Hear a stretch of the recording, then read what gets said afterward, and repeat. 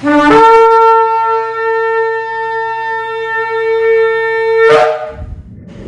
Shalom, está la congregación 20 Finales del sector Candelario, en la carretera número 2 en Arecibo, Puerto Rico. Y esta que le habla es la ROA, la doctora Maritza Rivera, con un nuevo shiur, un nuevo estudio de nuestra parashá que nos corresponde en esta semana, la parashá número 12, la parashá Shemot, del libro de Shemot, del Sefer Shemot. Y esta parashá comienza en el libro de Éxodo, capítulo 1, versículo 1 al capítulo 6, versículo 1. Shemot, Éxodo. Y Shemot significa nombres. Hacemos una introducción al respecto de lo que va a ver en esos capítulos y habla de que los hijos de Israel se multiplicaron en Egipto, en Misrayim. Y amenazado por la creciente cantidad de israelitas, el faraón los esclaviza y le ordena a las parteras hebreas, a Shifra y a Púa, matar a todos los varones que nazcan y preservarle la vida solamente a las hembras. Cuando ellas no cumplen, manda entonces a su propia gente a arrojar a los bebés hebreos en el río Nilo. Yochebed, la hija de Leví, y su marido Amram tuvieron un hijo, y el niño entonces es colocado en un canasto en el río, mientras que su hermana Miriam observaba desde lejos. La hija del faraón descubrió el niño, lo cría como propio y lo llama Moshe. ¿Por qué Moshe? Sacado de las aguas. Ya de joven Moshe entonces deja el palacio, descubre las dificultades de sus hermanos, ve a un egipcio golpeando a un hebreo y mata al egipcio. Y al próximo día ve a dos judíos, dos israelitas peleando entre ellos. Cuando los advierte, estos revelan lo que Moshe hizo el día anterior. Y así, viéndose forzado a huir de Egipto hacia Midian, se va inmediatamente porque lo van a acusar contra el faraón. Entonces allí rescata a las hijas de Yitro, se casa con una de ellas, con Sípora, y se vuelve el pastor o el roe del ganado de su suegro. ¿A quién les recuerdan eso? Moshe con su suegro le pastorea el ganado, y Jacob con su suegro Labán le pastoreaba las ovejas, con una diferencia, que Labán era bien malísimo como suegro, pero Yitro es un hombre, ¿verdad?, más pausado. Entonces Yahweh se aparece a Moshe en una zarza ardiente al pie del monte Sinai y le instruye ir hacia el faraón y exigirle: deja ir a mi pueblo para que me sirvan. Aarón, el hermano de Moshe, es designado como su portavoz, y en Egipto Moshe y Aarón reúnen a los ancianos del pueblo de Israel para decirles que el tiempo de la redención llegó. La gente les cree, pero el faraón se niega a dejarlos ir, además intensificando el sufrimiento del pueblo porque los esclaviza más. Y Moshe retorna hacia Abba y protesta: ¿por qué has hecho el mal con esta gente? Y Yahweh le promete que la redención está cercana, así como la de nosotros. Bendito el poderoso. Empezamos en el capítulo 1 y versículo 7, donde dice: pero los hijos de Israel fueron fecundos y aumentaron mucho, y se multiplicaron y llegaron a ser poderosos en gran manera, y la tierra se llenó de ellos. Entonces, ¿qué podemos ver aquí? Aquí vemos cómo el poderoso cumplió sus promesas de multiplicar a los hijos de Israel. ¿De dónde están esas promesas? En Génesis, Bereshit, capítulo 7, versículo 2, 22, 17, capítulo 26, versículo 4, y el 24, y capítulo 48, 4. Ahí está enumerada, ¿verdad?, las veces que el poderoso les dijo que le iba a multiplicar. Ahí están esas promesas. Continuamos en el capítulo 1, 9, y dijo a su pueblo. He aquí el pueblo de los hijos de Israel es más numeroso y más fuerte que nosotros. Numeroso quiere decir que se acrecentaba. ¿Cómo se acrecentaba? En número y a un ritmo superior a la naturaleza de las cosas. Y el comparativo, más que nosotros, intensifica el adjetivo fuerte.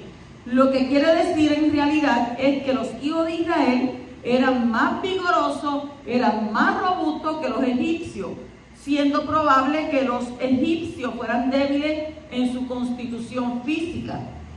¿Por qué? Porque como que más delicados. Y entonces, pues imagínense, ellos ahí, una persona que está cogiendo aire, comiendo en su casa, a una persona que está bajo el sol, trabajando duro, creando músculo, pues tenía que ser fuerte y vigoroso. Imagínese usted. Y entonces lo que está diciendo, que los egipcios entonces eran de constitución más débil. Capítulo 1 y versículo dice, pero cuanto más los oprimían, más se multiplicaban y más abrían brecha, de manera que llegaron a temer a los hijos de Israel. La opresión produjo multiplicación. Y este principio lo vemos en toda vida espiritual sana. Si no hay algún tipo de opresión y persecución, nuestra vida espiritual no andamos bien. Como está escrito en 2 de Timoteo capítulo 3 versículo 12, dice, y en verdad todos los que quieren vivir piadosamente en el Mashiach, Yeshua, serán perseguidos. Al igual que en Lucas capítulo 6 versículo 26 está escrito, ay de vosotros, cuando todos los hombres hablen bien de vosotros, porque de la misma manera trataban sus padres a los falsos profetas. ¿Qué quiere decir? Que no tengamos miedo de las persecuciones, sabiendo que son ¿qué? Son un medio para nuestra multiplicación. Cuando no hay resistencia, tendemos a ¿qué? A aflojar nuestra entrega y la consagración a Abba. Si yo no tengo problemas, no tengo situaciones, estoy como Jacob cuando bajó para allá para Goshen en Egipto, que vivió esos 17 años feliz, sin situaciones. Pero ¿qué pasa? No podemos quedarnos así. Los conflictos y las persecuciones nos van a mantener en constante alerta y dependencia de nuestro Padre Celestial, que es lo que Él quiere. Así que no te defiendas en los momentos de calumnia, sino que tienes que hacer, multiplícate. Dele toda honra a nuestro Abacadosh. En el capítulo 1 y versículo 17 dice, pero las parteras temían a Elohim y no hicieron como el rey de Egipto les había mandado, sino que dejaron con vida a los niños. Vamos a pararnos ahí. ¿A quién nosotros tenemos que obedecer? Porque ellas tenían una orden ¿de quién? Del rey de Egipto.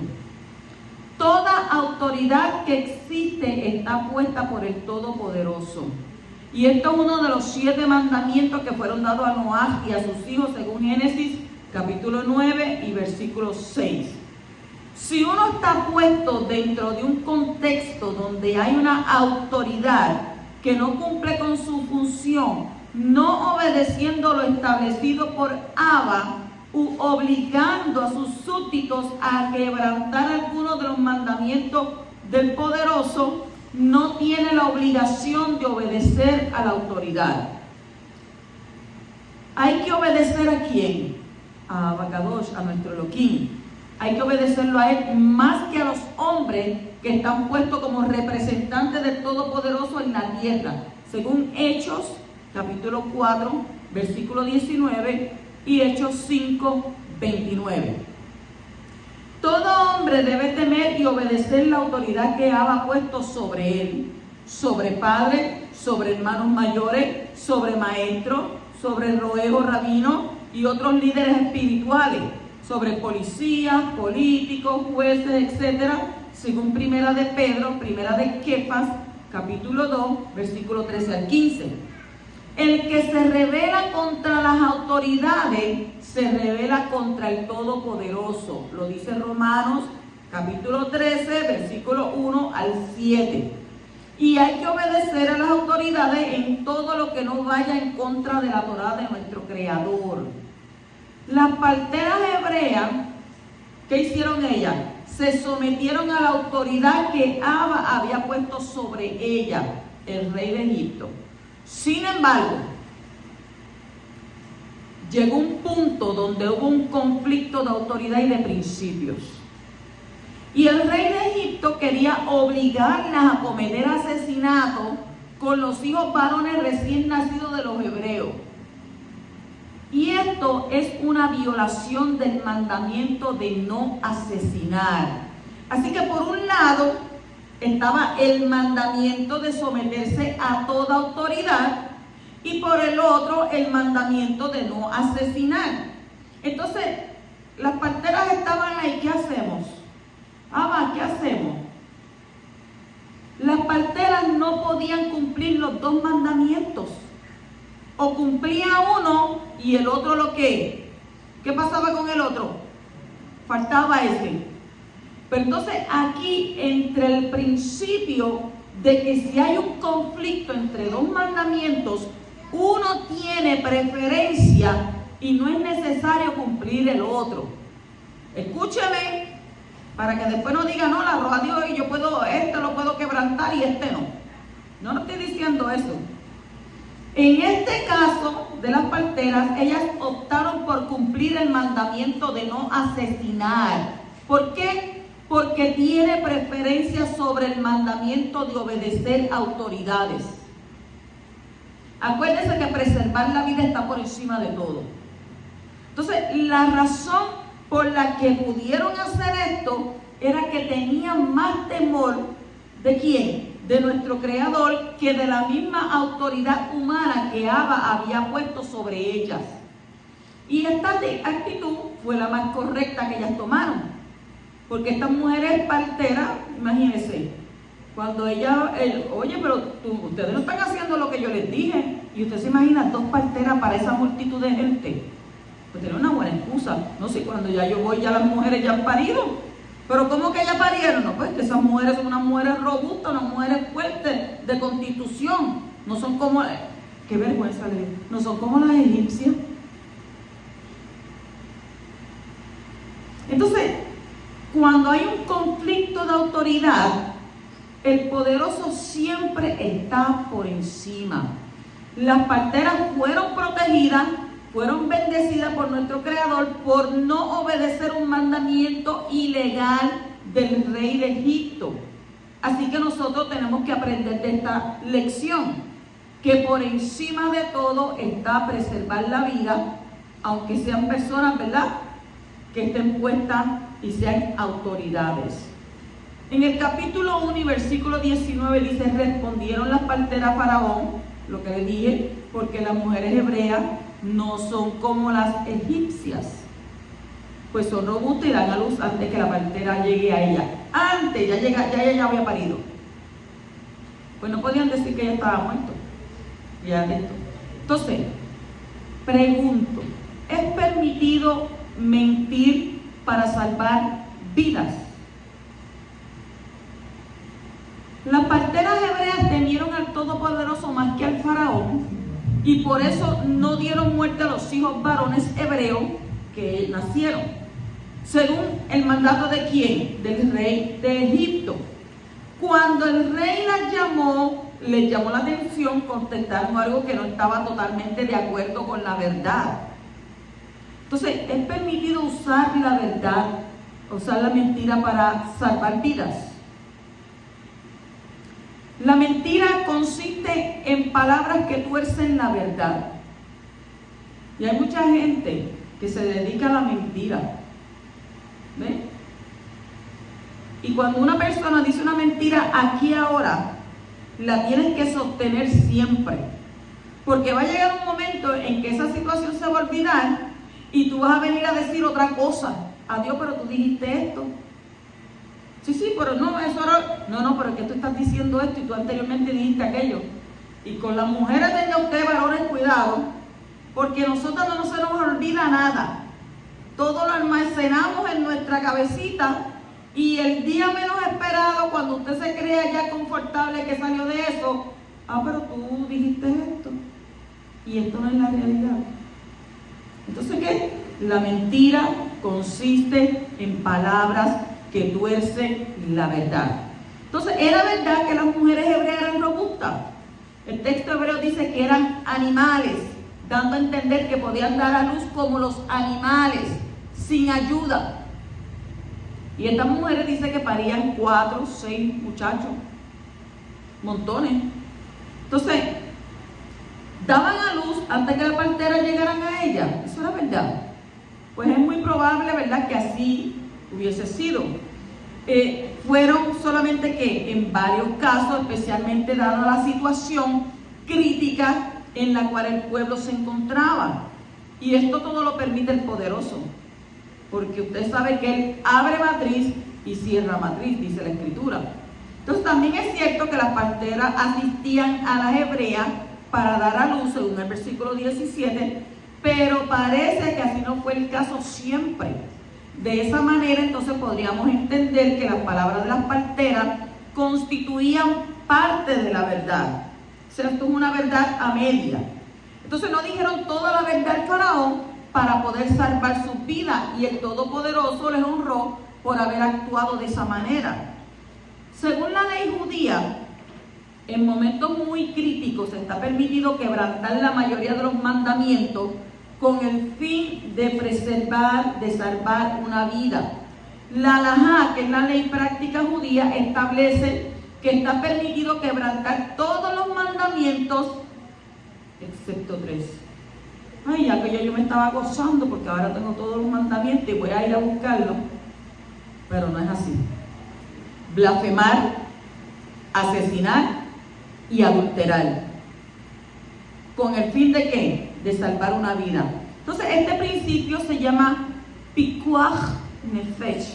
Pikuach nefesh, que significa salvación del alma o salvación de la vida. Y los mandamientos fueron dados para vivir por ellos, no para morir al cumplirla. Según Levíticos capítulo 18, versículo 5. Entonces de esta manera se podría justificar lo que hicieron las parteras. Las parteras emplearon una media verdad para salvar sus propias vidas y las vidas de otros. Ahora usted no venga, ay, pero yo voy a ver si yo sigo el ejemplo de Chifra. Usted sabe que el poderoso lo tiene todo fríamente calculado. No hay ni un punto ni una coma que él no sepa que va ahí incrustado. O sea, él va a estar ¿qué? Observando todo. Entonces, Rahab usó la mentira. Vamos a irnos por la escritura. ¿Verdad que ella usó la mentira? Pero ella usó la mentira para salvar vidas, según que Josué capítulo 2, versículo 5. Mijal, la esposa del rey David, empleó la mentira también para salvar vidas, según Primera de Samuel capítulo 19, versículos 14 y 17.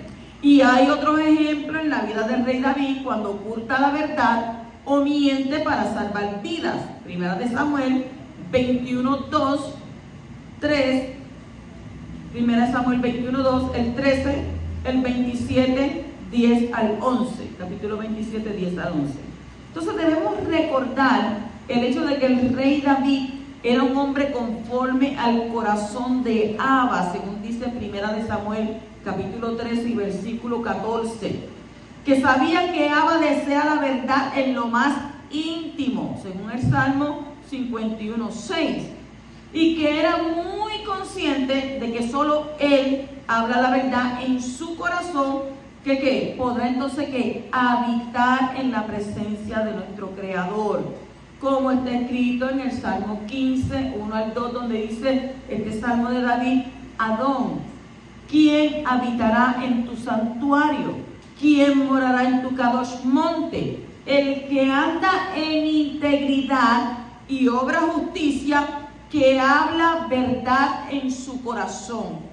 Qué difícil a veces se le hace a la gente decir la verdad, pero lo que no saben es que tú no dices la verdad ahora, y la verdad la puedes ver como una semilla y la esconde debajo en la tierra, pero esa semilla va a brotar al fin y al cabo, que se va a dar de cuenta.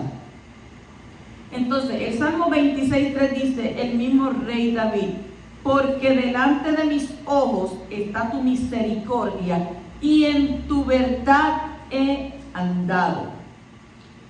Nuestro Abba no puede mentir, porque la mentira no viene de él. Hasatán, que es un ángel que se ha rebelado contra el poderoso, es el padre, el origen de la mentira, según Johanan 8:44.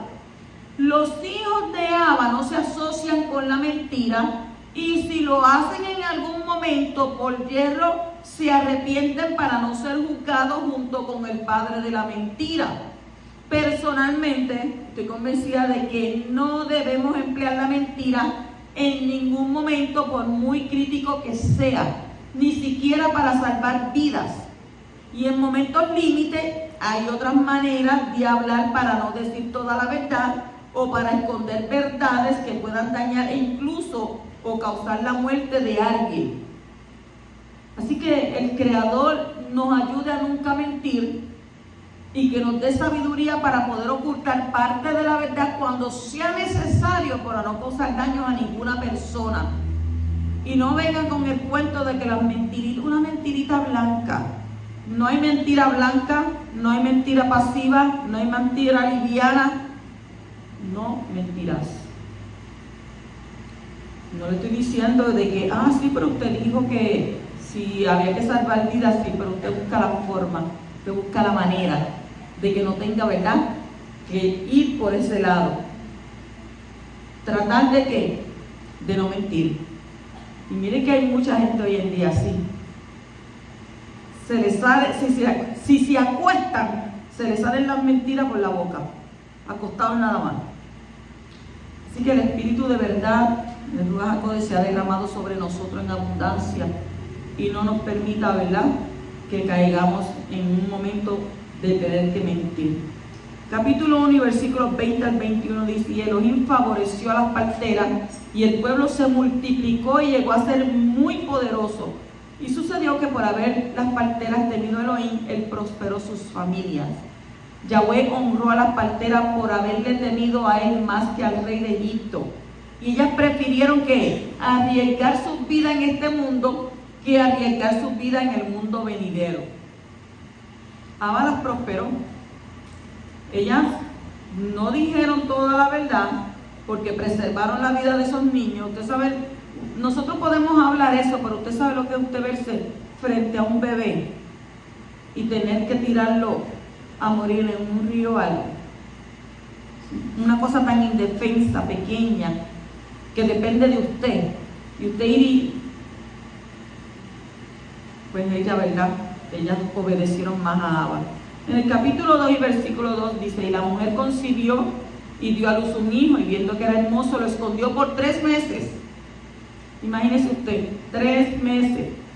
Aquí se trata de que vio algo espiritual, que este niño no era solamente bello de manera física, sino que había algo sobrenatural alrededor de su nacimiento. Y lo cierto es que había algo muy especial con este niño.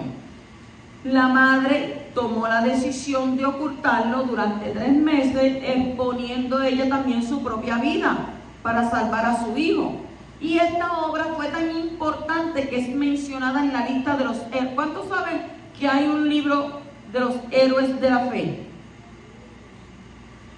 Hay un libro en las Escrituras que habla de los héroes de la fe. Este libro es el libro de Hebreos. Hebreos capítulo 11 y el versículo 23, donde está escrito: por la fe, Moshe, cuando nació, fue escondido por sus padres durante 3 meses, porque vieron que era un niño hermoso y no temieron el edicto del rey. La fe superó el temor del rey. Lo contrario de temor es ¿qué? Fe, confianza, como está escrito en Marcos Mordejai, capítulo 5 y versículo 36. No temas, cree solamente. Mire lo que dice, eso ahí, no temas, cree solamente. Entonces, como la fe abre las puertas para que el poderoso pueda obrar en tu vida, el temor abre las puertas para que el maligno pueda obrar en tu vida.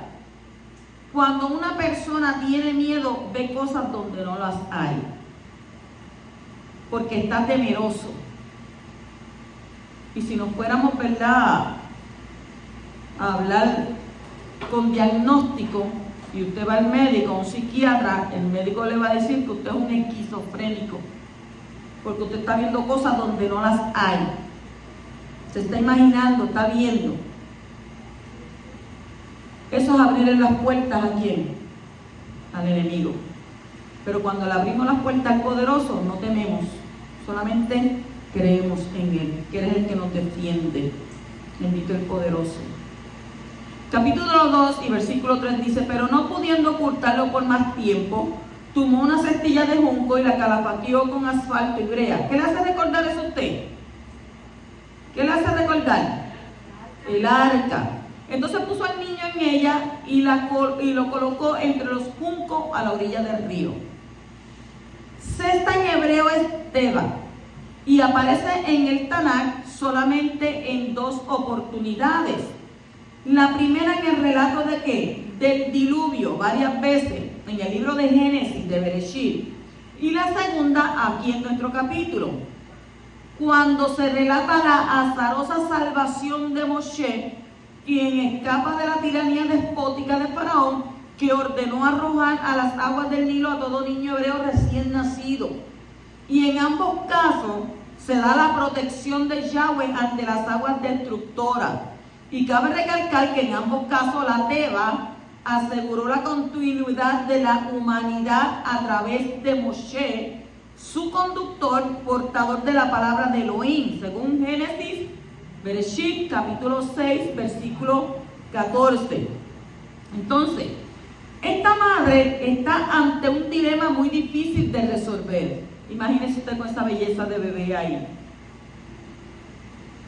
Pero parece que ella opta, ¿por qué? Por una muerte eventual de su hijo entre los juncos del río Nilo, antes que la muerte segura y certera que le acaecía en su propia casa, además del peligro de muerte que también se cernía sobre la familia por haber violado el decreto de Paró. Si ellos lo descubrían que iba a pasar ahí, la iban a matar, porque ella no estaba cumpliendo. Entonces, ¿ella qué decide? Sacar al niño de su casa y la posibilidad de vida se incrementa, porque si alguien lo hallaba, no sabía precisar si este niño era hebreo o era egipcio, y ante la duda probable que no lo mataran. Entonces, una vez salvada su vida, el tiempo se encargaría de devolverle su verdadera identidad y devolverlo al seno de sus hermanos, y por ello es que esta madre descarta la opción de muerte segura a cambio de una posibilidad, aunque leve, de vida. O sea, él se lo pueden llevar, pero usted sabe que el niño adoptado, cuando crece, siempre quiere saber su origen, siempre quiere saber de dónde salió, siempre quiere saber de dónde son sus padres. Por eso cuando uno adopta a un niño, ahí tiene que decirle la verdad. Nosotros somos tus padres adoptivos. Estos son tus padres. Yo nunca le he negado a mi nena, esta es tu madre, este es tu padre. Te criamos, pero estos son tus padres. ¿Por qué? Porque al final de cuentas ellos van a querer saber, van a investigar, entonces a usted le va a que, tras de que usted lo crió, le dio todo, entonces usted le va a caer mal porque no, por una cosita, nunca me dijiste de dónde yo vine, nunca me dijiste que era adoptado. Entonces, como Moshe fue expuesto a un peligro de muerte poco después de su nacimiento por causa del edicto de un rey malvado, asimismo Yahshua tuvo que ser rescatado de las manos del malvado rey Herodes, como está escrito en Matitiyah, capítulo 2, versículo 13 al 16. Y al mismo tiempo vemos cómo Moshe fue salvado del peligro de la muerte en el agua, y de la misma manera Yahshua fue sacado de las aguas de la muerte, como está escrito en Jonás, capítulo 2, versículos 5 y 6. Continuamos en el capítulo 2, versículo 11, y dice: y aconteció que en aquellos días, crecido ya Moshe, salió a donde sus hermanos y vio sus duros trabajos, y vio un egipcio golpeando a un hebreo, a uno de sus hermanos. La identidad de hebrea en este joven fue más fuerte que la identidad del egipcio. La expresión sus hermanos indica una identificación muy poderosa en su interior. Él tuvo que pasar una crisis profunda de identidad y se preguntaba: ¿quién soy? ¿Soy egipcio o soy hebreo? Porque acuérdese que su madre lo crió. ¿Pero cómo va a ser? Sí. A los 3 meses, ella lo puso, ¿verdad?, en la teba, lo tiró por el río. La hermana Miriam habló con la hija del faraón y le dijo: mira, yo te busco una nodriza que te lo... Y él fue llevado a ser criado por su propia madre. Y entonces dice, ¿soy egipcio o soy hebreo? Porque luego lo llevaron ¿a dónde?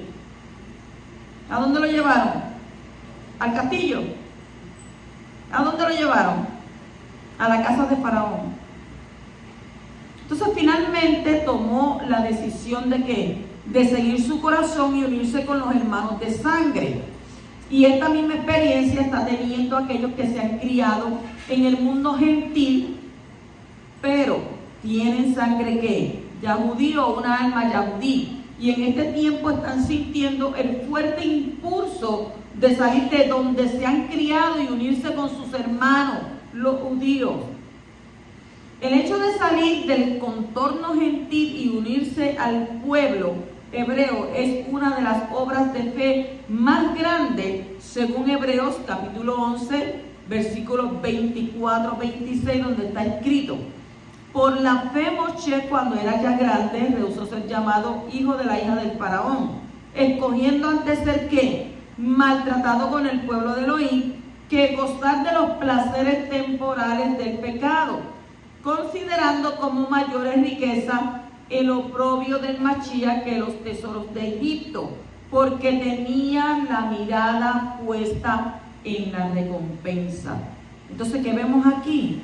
Vemos como el Mashiach estaba en la mente de Moshe cuando tomó la decisión de unirse al dolor del pueblo escogidos. Capítulo 2, versículo 12 al 15 dice: entonces miró alrededor y cuando vio que no había nadie, mató al egipcio y lo escondió en la arena. Cuando Faraón se enteró del asunto, trató de matar a Moshe. Oiga, si usted hace una cosa bien, nadie la nota. Pero no haga usted una cosa mal para que usted vea que todo el mundo comienza a hablar de eso. Y usted dice, tantas cosas que yo he hecho buenas durante tanto tiempo, y ahora mira, hago una, me resbalé, y la gente le pone el pie encima a la gente. Entonces, ¿es posible esconder el pecado? Moshe tenía en su interior un fuerte deseo de ayudar a sus hermanos hebreos. Su identificación con ellos era más fuerte que la identificación con la casa real egipcia. Y esto venía de Abba, que le había creado para ser ¿qué? El libertador del pueblo de Israel. Moshe, sin embargo, ¿verdad? No era el tiempo para la liberación del pueblo. Yo creo que él se precipitó, ¿verdad? Pero imagínese usted, viendo que alguien, ¿verdad?, de otro lugar, pues bueno, en aquel tiempo el corazón de Moshe era un corazón que estaba ligado a sus hermanos. Hoy en día, si alguien ve que están matando a otro, lo primero que saca es el celular para grabar y no ayudan, deja que lo maten ahí. Eso es lo que hace la gente. Pero entonces Moshe hizo todo lo que podía en sus propias fuerzas juveniles para ayudar a su pueblo, pero su intento fue todo un fracaso.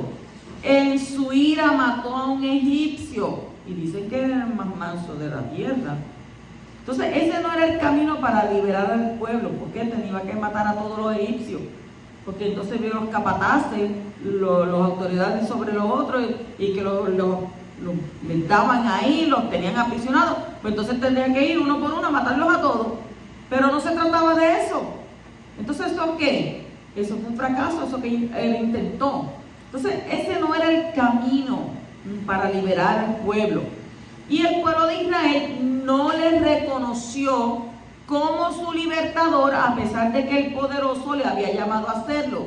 Mire lo que le estoy diciendo. En ese momento, el pueblo no lo reconoció. Entonces, la razón del fracaso fue porque el tiempo no había llegado y porque empleó su propia fuerza en lugar de colaborar con Abba. Todo tiene su tiempo, dice la Escritura. Y dice que Abba ni se adelanta ni se atrasa, llega en el momento justo. Entonces Moshe tenía mucho que aprender. Su carácter no estaba preparado para aguantar las quejas del pueblo en el desierto. Imagínese usted, si nada más que vio a aquellos dos peleando y fue lo agarró el egipcio y lo mató, con todo lo que le iba a pasar en el desierto con ese pueblo. Porque todos sabemos, ¿verdad? Más adelante vamos a seguir leyendo en este libro tantas calamidades que él pasó. Entonces también él tenía demasiada confianza en sí mismo. Eso pasa con la juventud. Tienen fuerza, tienen juventud y piensan que se pueden llevar el mundo entero, y no es así.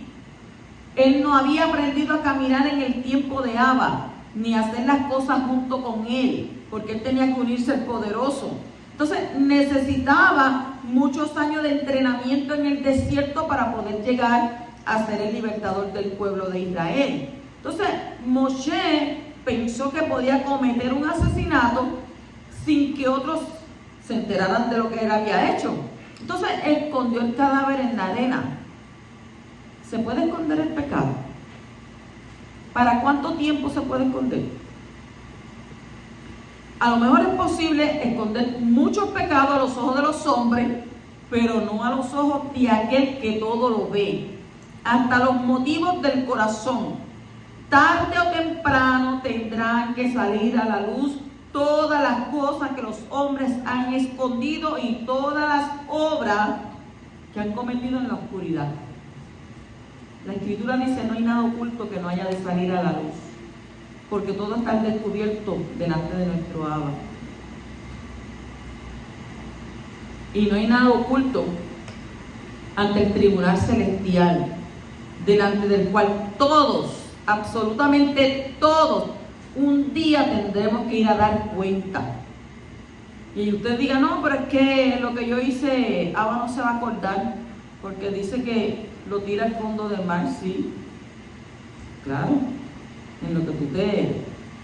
Pero hay un libro de ti, hay un diario de ti, de todo lo que tú haces diariamente, de todo lo que tú hablas, de cómo tú actúas. Hay un libro. ¿Tú no has visto gente que dice: ay, yo me morí y de momento como que vi pasar frente de mí toda mi vida? Ese es el libro que lleva tu nombre. Entonces, además, para poder ser un personaje público reconocido por el pueblo, uno necesita vivir la vida privada como si fuera pública. Un líder aprobado por el Shamayim, por el cielo, no puede andar escondiendo sus pecados. Tarde o temprano saldrán a la luz. Y efectivamente el pecado de Moshe llegó a los oídos del faraón y éste quiso matarlo. Por eso que uno tiene que andar por la derechita. En Proverbios capítulo 28, versículo 13 dice: el que encubre su pecado no prosperará, mas el que los confiesa y los abandona hallará misericordia. O sea, que el poderoso nos ayude a no esconder nada delante de él, sino vivir en plena luz, y así entonces sabremos por dónde andar sin tropezar. Que seas fuerte y bendecido en esto. Los 40 años en el desierto enseñarían a Moshe a ser humilde y a depender del poderoso para poder ser un verdadero libertador. Y la dependencia de Abba es la clave para tener éxito en el reino. Usted depende de Abba. Abba, muéstrame el camino a seguir, dirige mis pasos, enséñame, revélame. Solo no puedo. Si tú no vas conmigo, yo no voy. Oiga, así le dijo David, así le dijo Moshe también: si tú no vas conmigo, yo no voy. Y dice, cuando David le dijo: no, si tú no vas, yo no voy. Y él le dijo: no, está bien, tranquilo. Cuando tú veas los árboles, con ese viento, por ahí voy yo caminando. Ya, pues entonces yo voy. Y lo mismo le digo yo: si tú no vas conmigo, yo no voy. Si tú no me sostienes, yo me caigo.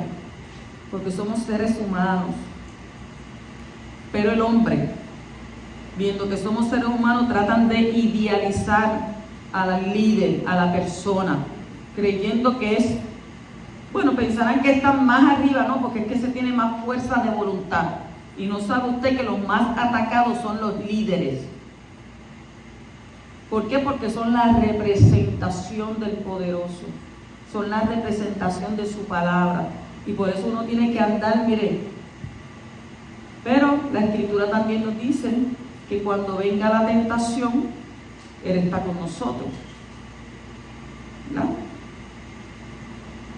Fuerte en la tentación. Capítulo 3 y versículo 1 dice: y Moshe apacentaba el rebaño de Yitro su suegro, el Cohen, sacerdote de Midian, y condujo el rebaño tras el desierto y llegó a Horeb, el monte de Elohim.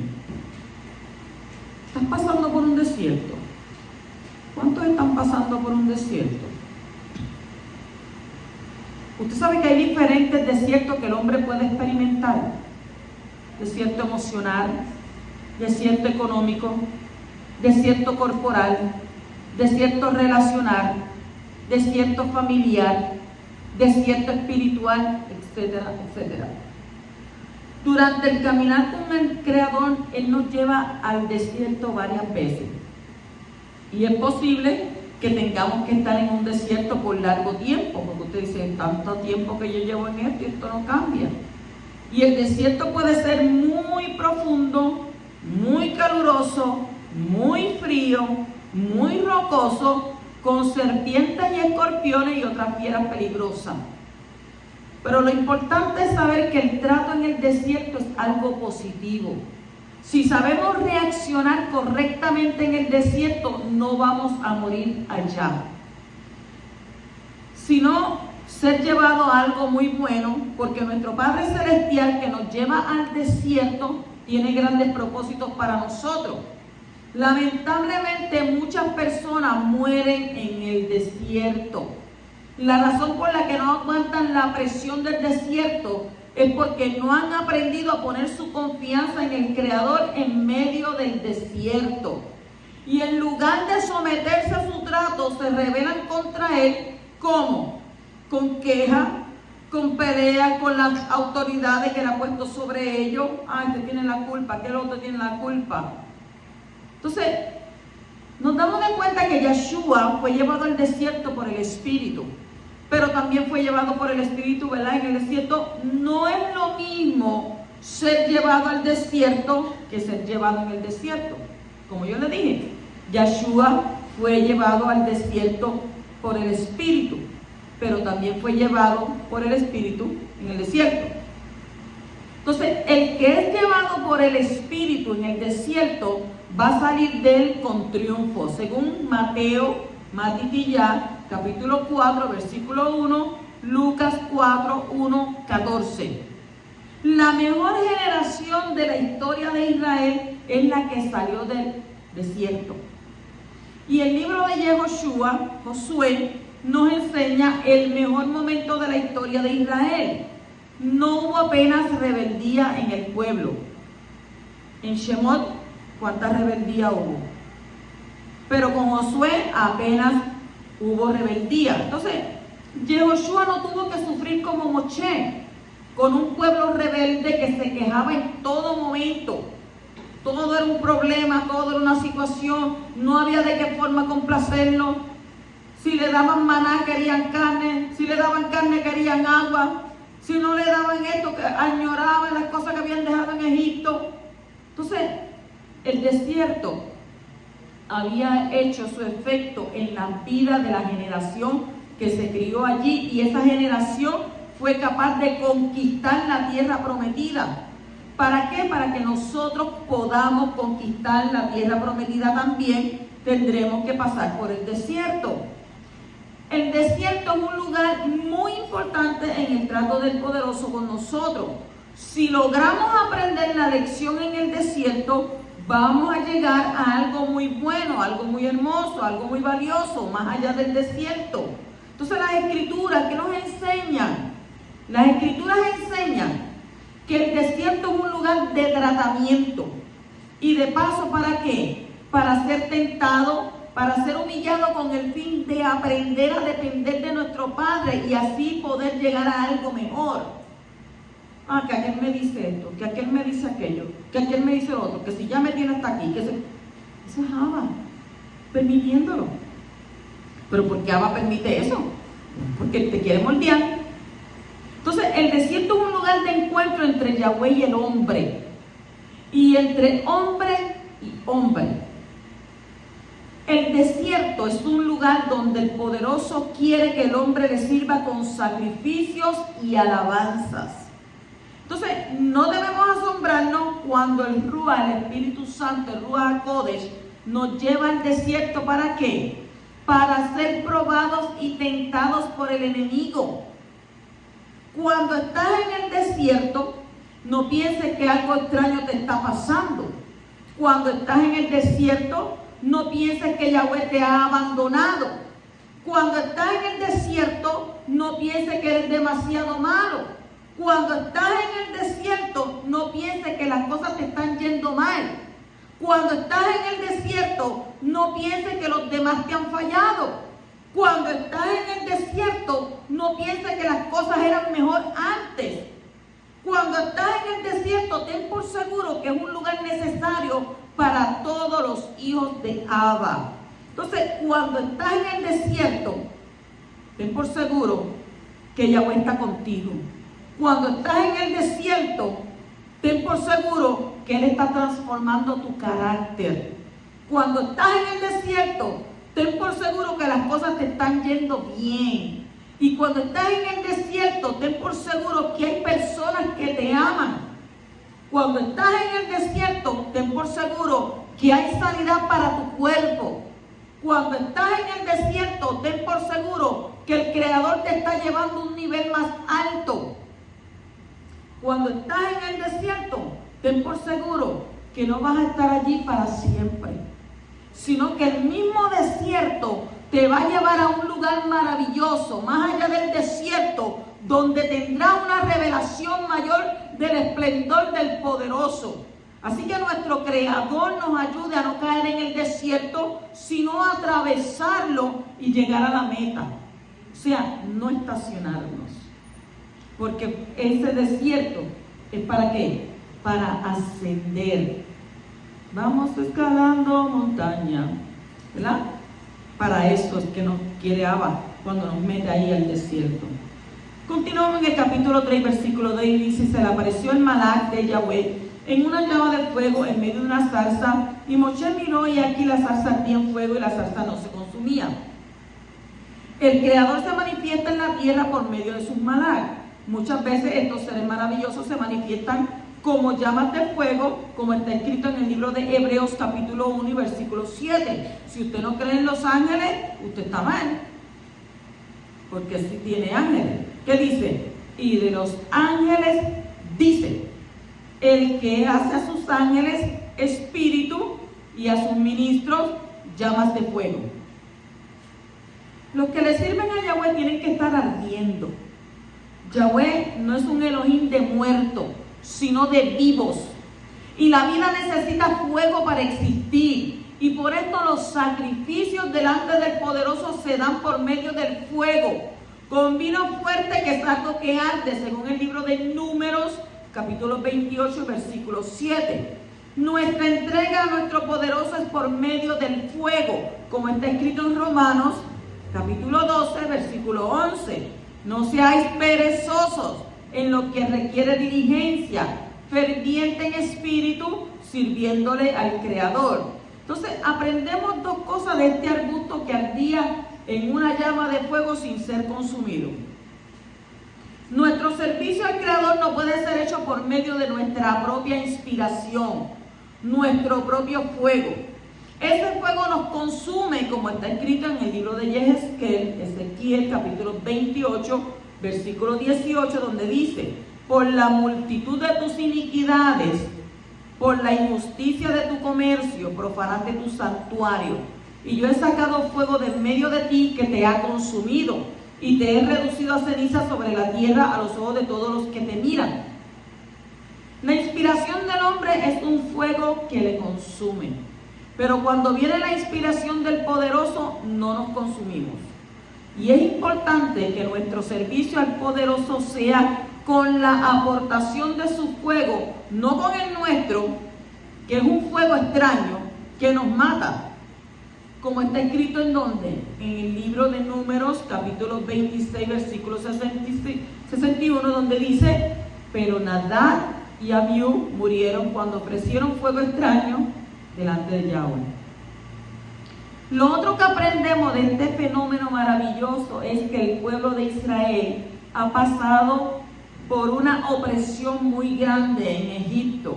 Y a lo largo de toda la historia humana, y a pesar de ello, no ha sido consumido. ¿Cuántas cosas nos pasaron a esta gente? Ellos pasaron tanto en el pueblo de Egipto que sus corazones se volvieron piedra cuando ellos salieron de Egipto.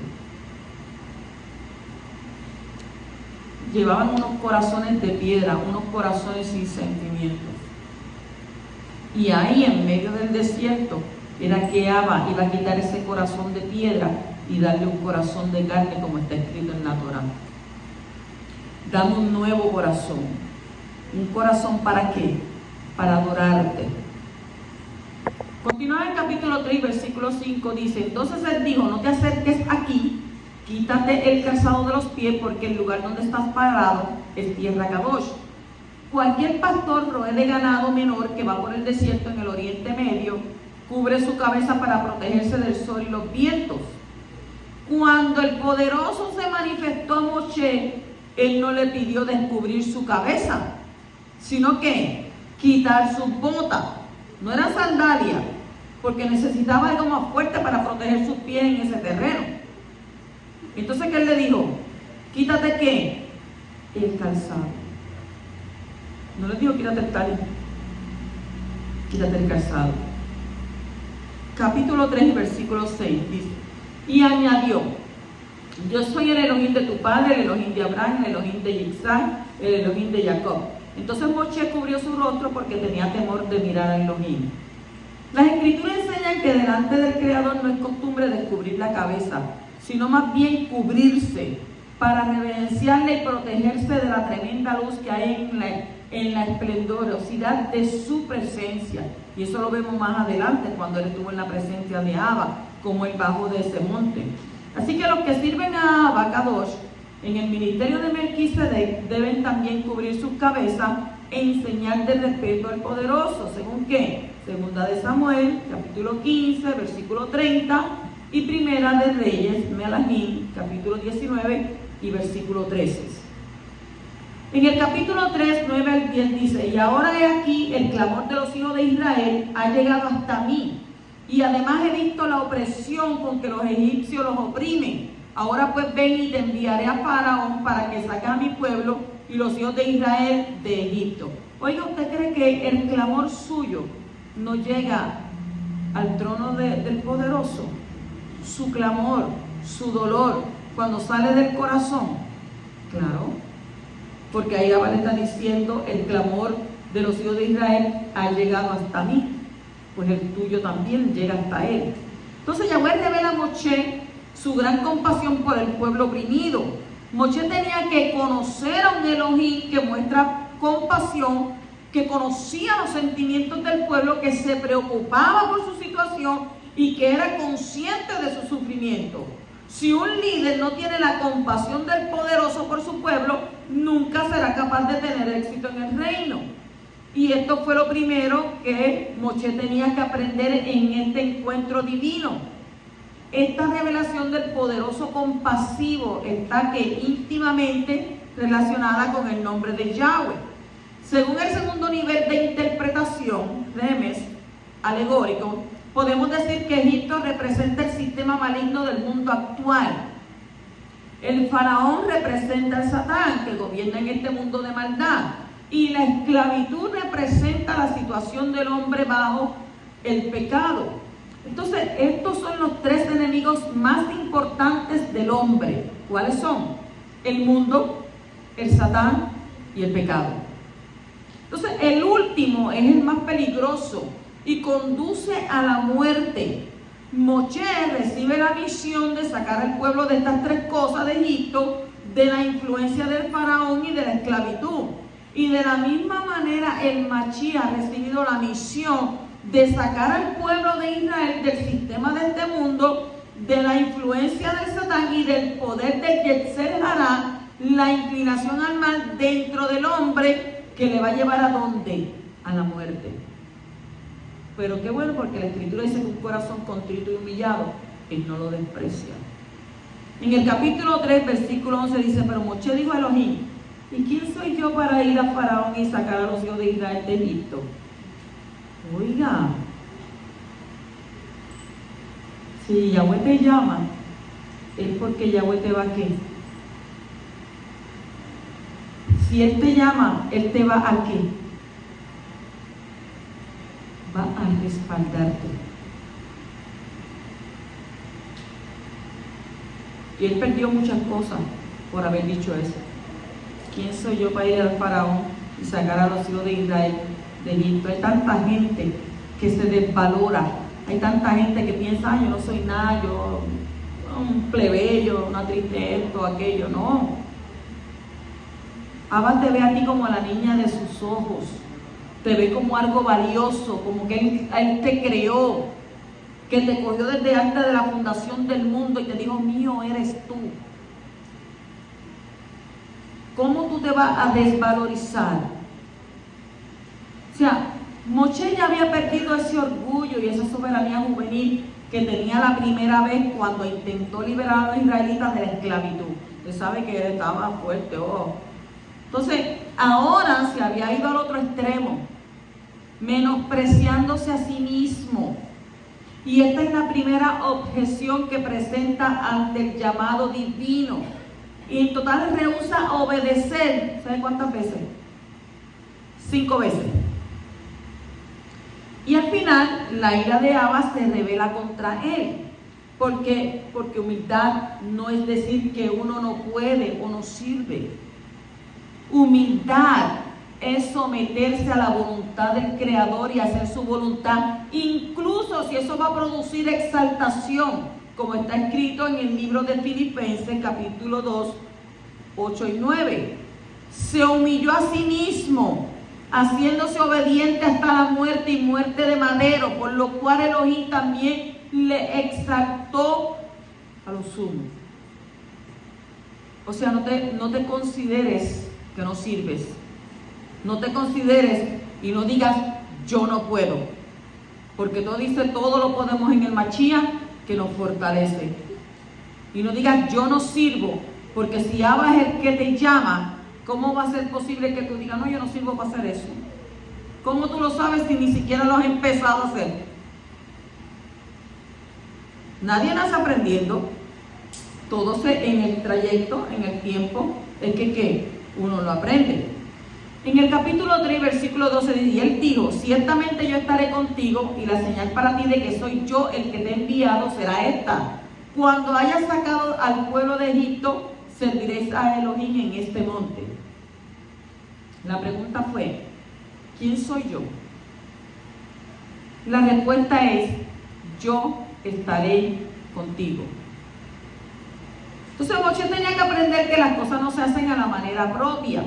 Ya aprendió que cuando hace las cosas por sí mismo hay resultados desastrosos, porque vimos que cuando él la quiso hacer por él, mató al egipcio y se enteró Raimundo del mundo, se enteró el vocero, se enteró el Nuevo Día y entonces lo expusieron ahí en el Canal 4 y en Telemundo, ¿verdad que sí?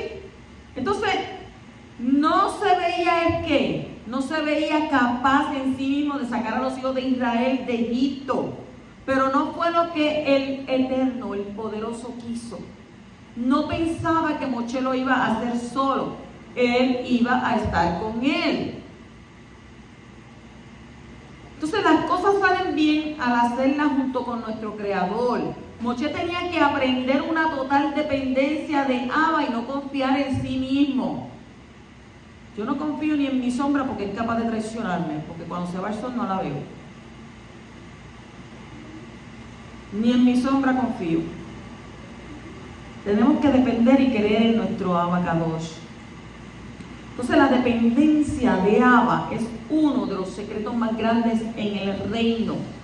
Como está escrito en el capítulo, en 2 de Corintios capítulo 12 y versículo 10, que dice, por eso me complazco en las debilidades, en insultos, en privaciones, en persecuciones, en angustia por amor al Mashiach. Porque cuando soy débil, entonces que yo soy fuerte. Tú me ves débil, pero yo en realidad soy fuerte, porque el que está conmigo es más poderoso que el que pueda venir en contra de mí. ¿Cuántos dicen amén? Capítulo 3, versículo 14 al 15. Y dijo Elohim a Moshe, seré el que seré, y añadió, Y así dirán los hijos de Israel: Seré me ha enviado a vosotros. Dijo además Elohim a Moshe: Así dirán los hijos de Israel: el poderoso, el Elohim de vuestros padres, el Elohim de Abraham, de Isaac, de Jacob, me ha enviado a vosotros. Y este es mi nombre para siempre, y con él se me hará memoria de mi generación en generación. O sea que en total encontramos 7 diferentes nombres de Abba en esta revelación extraordinaria. Dice, ¿de dónde están esos 7? Pues los 7 son: número 1, seré el que seré, el Yeh, Asher, el Yeh.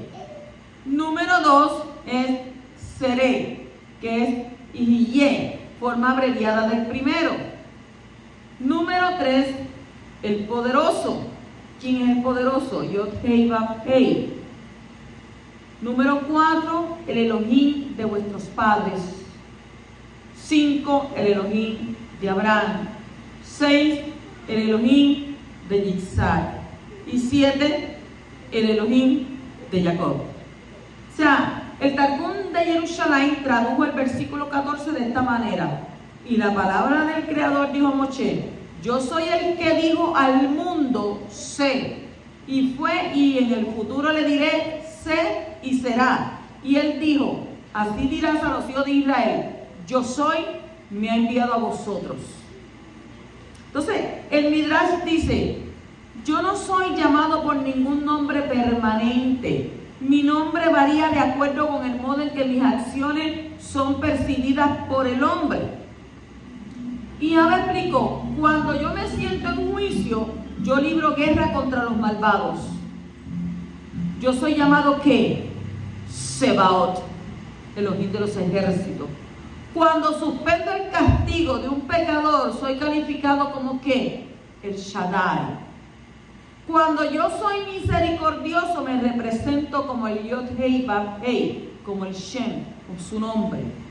El nombre Yeh, Asher y Yeh significa que al igual que yo estoy con ellos en este exilio, así estaré con ellos en sus futuros exilios. Entonces el mismo Midrash sigue contando que Moshe preguntó si no tenían suficientes sufrimientos ahora como para ser recordado los sufrimientos futuros.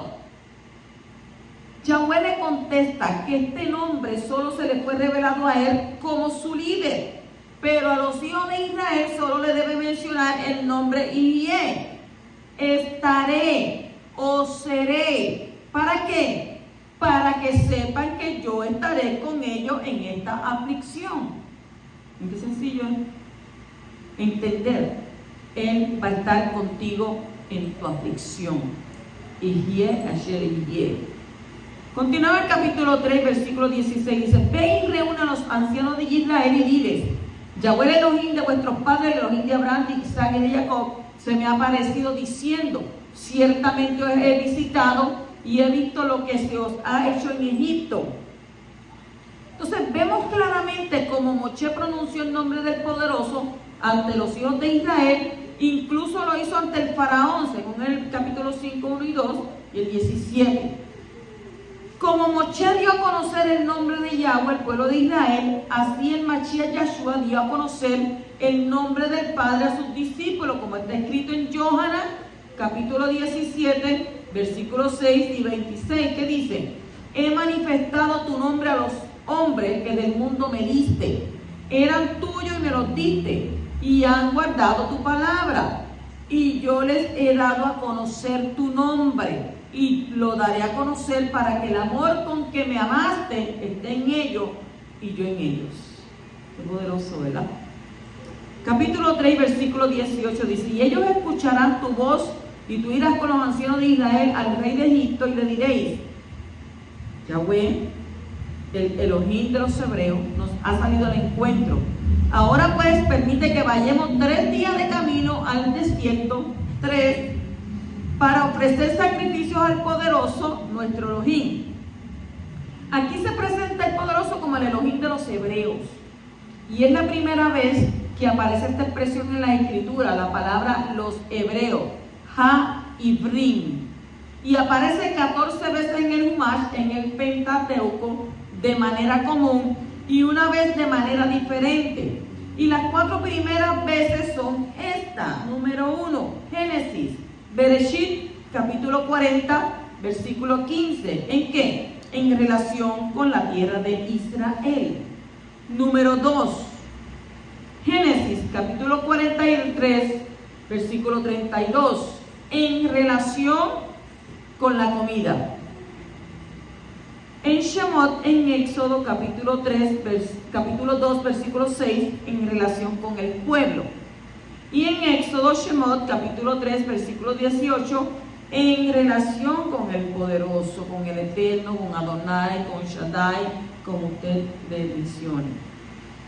Continuamos el capítulo 4, versículo 2, dice: y Yahweh le dijo, ¿qué es eso que tienes en la mano? Como si Abba no supiera lo que tenía en la mano.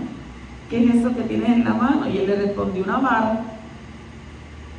Y le dijo, la vara representa, la vara representa al Mashiach, como está escrito en Bereshit capítulo 49, 10. El cetro no se apartará de Yehudá, ni la vara de gobernante de entre sus pies, hasta que venga Shiloh, y a él sea dada la obediencia de los pueblos.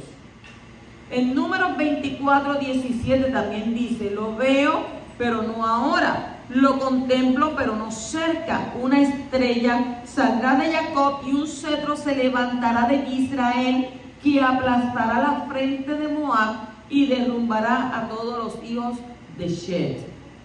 Tenía una vara. ¿Qué tienes tú entonces en tus manos?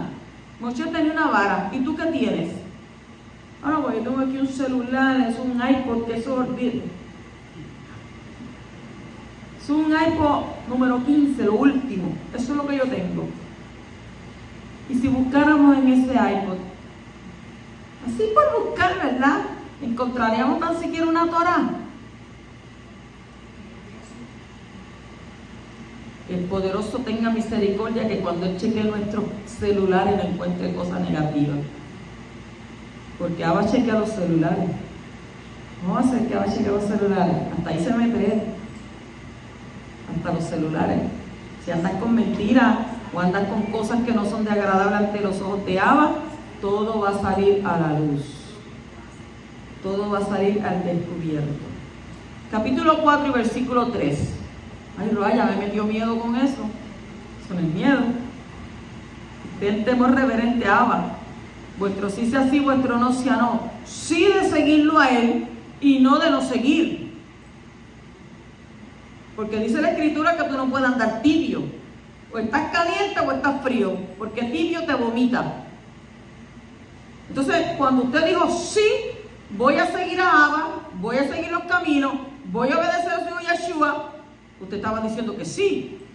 Pero entonces, en medio del camino, no, usted sabe, pruebas, aflicciones, todo esto, como que estoy ahí entre frío y caliente.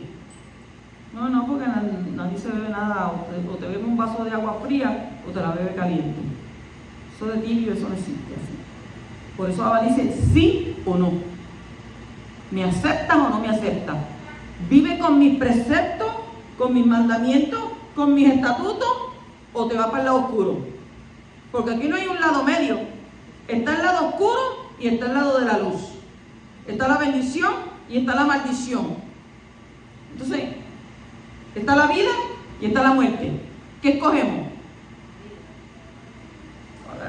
No, Abba te aconseja. Escoge la vida, escoge la bendición y escoge servirle a Él. Entonces dice el 4.3, entonces Él dijo, échala en tierra, y Él la echó en tierra y se convirtió en una serpiente, y Moshe huyó de ella. Imagínese usted, hasta Moshe se fue de la vara cuando la tiró ahí. El Mashiach tuvo que ser puesto en lugar del hombre pecador. El pecado, que es la naturaleza de la serpiente antigua, entró en su carne, y en ese sentido Él fue transformado en serpiente para ser castigado como pecador en lugar nuestro, como está escrito en Juan capítulo 3 versículo 14 al 15. Y como Moshe levantó la serpiente en el desierto, así es necesario que sea levantado el Hijo del Hombre, para que todo aquel que cree tenga en Él vida eterna. Amén. Capítulo 4 y versículo 5 dice: por esto creerán que se te ha aparecido Yahweh, el Elohim de sus padres, el Elohim de Abraham, de Isaac y de Jacob.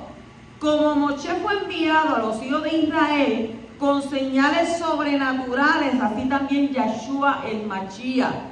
Los milagros confirman el mensaje del enviado por el poderoso, como está escrito en Yohanan, capítulo 5 y versículo 36. ¿Qué dice?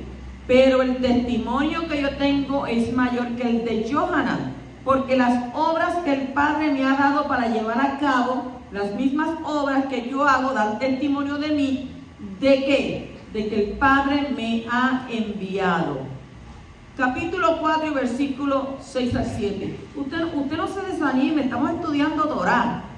Este libro de Shemón es extenso y eso no hemos traído todo lo que se supone, ¿verdad? Que dice aquí: y añadió Yahweh, ahora mete la mano en tu seno. Y él metió la mano en su seno, y cuando la sacó de aquí, que su mano estaba leprosa, blanca como la nieve. Entonces él dijo: vuelve a meter la mano en tu seno. Y él volvió a meter la mano en su seno, y cuando la sacó de su seno, he aquí se había vuelto como el resto de su carne. Realmente no se trata de la enfermedad que hoy en día se llama lepra, que no tiene los mismos síntomas. El nombre hebreo de esta plaga es Zarat. Y los sabios de Israel enseñan que es un castigo divino por haber hablado lashon hará, por hacer mala lengua. Y en este caso Moshe fue castigado por haber dicho que los hijos de Israel no le creerían. Entonces Miriam fue castigada con esta plaga por haber hablado en contra del siervo del poderoso.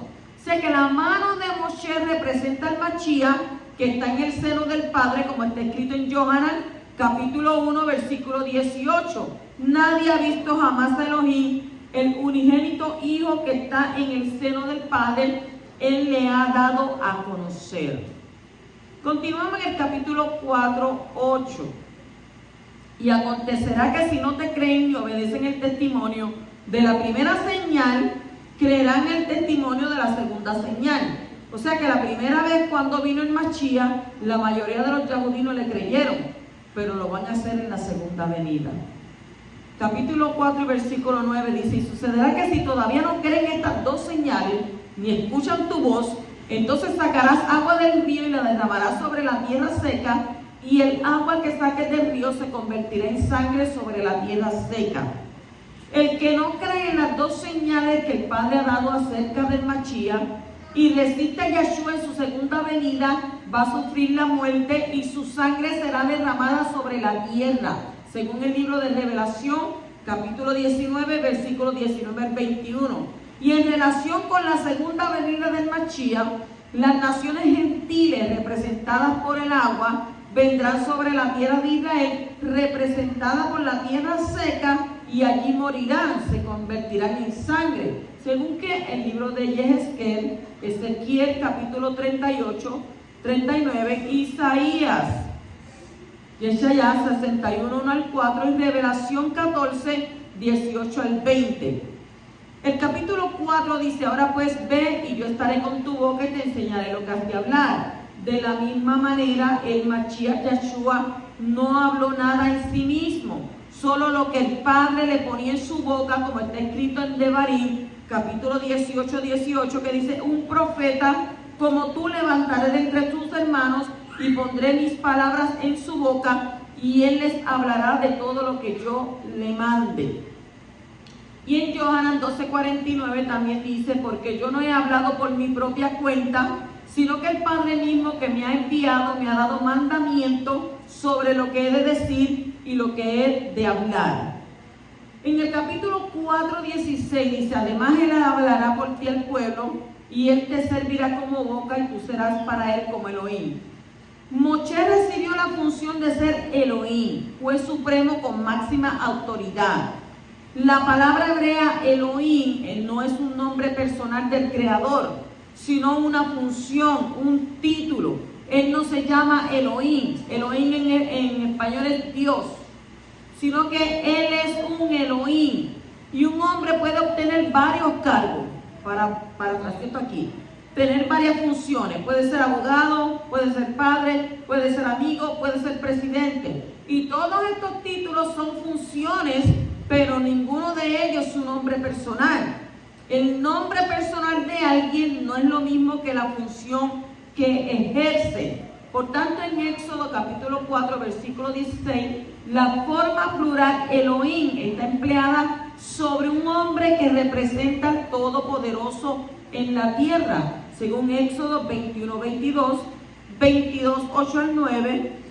Y si el término Elohim hubiera sido usado únicamente para mostrar pluralidad, no se podría usar sobre un solo hombre. ¿Por qué? Porque Moshe no era más que una persona. Y cuando él recibió la autoridad de representar al Todopoderoso en la tierra, no fue llamado con los términos hebreos El o Eloah, que son dos formas singulares, sino con la palabra plural Elohim, que es la forma plural de Eloah. Y esto nos enseña que la palabra Elohim no denota pluralidad de personas, sino autoridad en extremo. Y el término Elohim es usado aquí sobre una sola persona humana. ¿Quién era esa persona? Moshe, que ha recibido la autoridad plena de actuar en lugar del Todopoderoso en la tierra. Y esto fue cierto en el caso de Moshe y es cierto en el caso de Yeshua el Mashiach, pero en este último su autoridad no está limitada a Egipto solamente, sino que ha recibido toda autoridad en el Shamayim y en la tierra, como está escrito en Mateo 10, 28, 18. Y acercándose, Yeshua les habló diciendo: toda autoridad me ha sido dada en el cielo y en la tierra, en el Shamayim y en la Ares. Capítulo 4 y versículo 22 dice: entonces dirás a Faraón, así dice Yahweh, Israel es mi hijo, mi primogénito.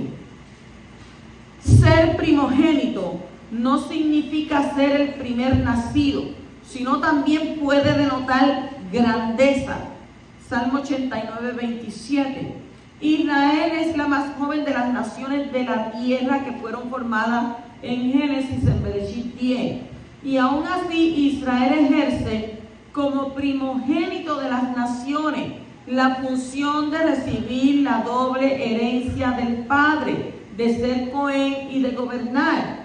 Israel es la cabeza de las naciones, según Éxodo 19, 5 al 6. El Mashiach es la encarnación de Israel. Él es el primogénito del Padre para cumplir con estas tres funciones. Cuando Israel fue sacado de Egipto, el hijo de Elohim salió, como está escrito en Oseas, capítulo 11 y versículo 1. Cuando Israel era niño, yo lo amé, y de Egipto llamé a mi hijo. En Matitiyá, Mateo 2:15 dice: y estuvo allá hasta la muerte de Herodes, para que se cumpliera lo que el Adón habló por medio del profeta, diciendo: de Egipto llamé a mi hijo. Capítulo 4 y versículo 31. Y el pueblo creyó, y al oír que Yahweh había visitado a los hijos de Israel y había visto su aflicción, se postraron y adoraron. Joseph había hablado unas palabras clave en cuanto a la salida de Egipto, como está escrito en Génesis capítulo 50, versículos 24-25. Nos acordamos de esto. ¿Qué dijo Joseph? Y Joseph dijo a sus hermanos: yo voy a morir, pero Yahweh Elohim visitado os visitará y os hará subir de esta tierra a la tierra que él prometió en juramento. ¿A quién? A Abraham, a Isaac y a Jacob. Luego Joseph hizo jurar a los hijos de Israel diciendo: Elohim visitando os visitará y llevaréis mis huesos de aquí. O sea que las palabras claves son visitando, visitará. En hebreo es pakot, yifkot. Y ahora Moshe vuelve a hablar de la misma manera, diciendo que el poderoso los ha visitado. Y por esto los hijos de Israel reconocieron que era la voz del poderoso que estaba hablando y ellos le creyeron.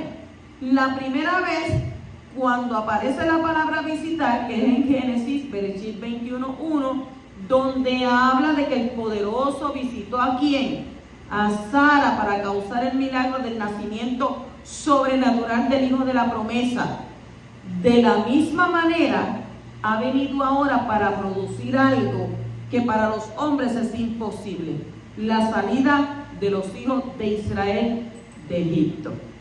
Shabbat Shalom, Shabbat.